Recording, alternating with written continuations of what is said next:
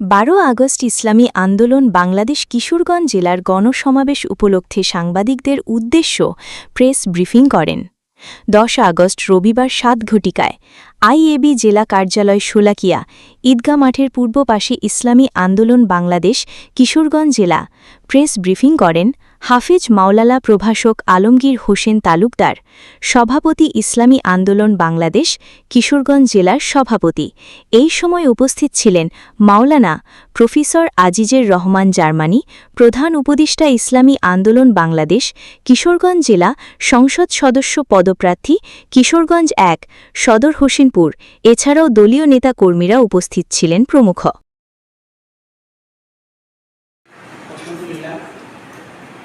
ইসলামী আন্দোলন বাংলাদেশ কিশোরগঞ্জ জেলা শাখার পক্ষ থেকে আজকে যারা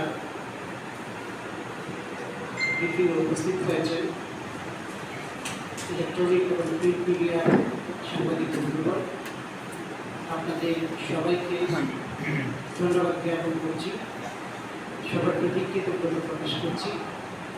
আপনাদের এই যে আন্তরিকতা, এটা আমরা অবশ্যই স্মরণ রাখব। অবশ্যই আমরা আপনাদেরকে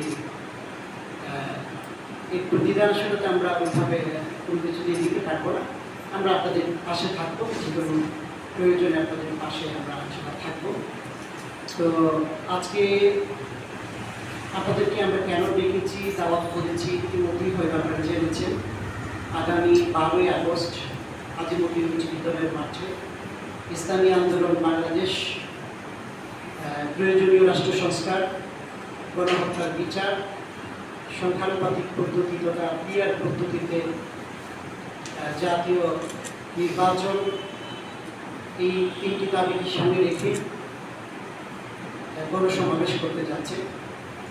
সেই গণসমাবেশে আপনাদের সার্বিক সহযোগিতা আমরা কামনা করি। সমাবেশ অনুষ্ঠিত হবে।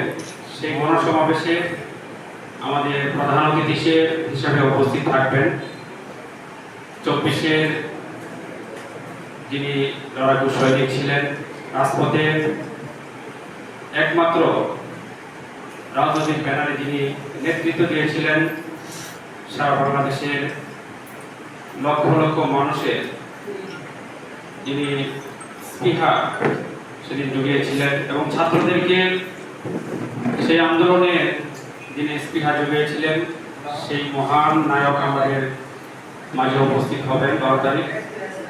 সেজন্য আমরা আজকে আপনাদেরকে এই 12 তারিখের প্রোগ্রাম সফল করার জন্য আপনাদের এখানে আমরা আমন্ত্রণ জানিয়েছি।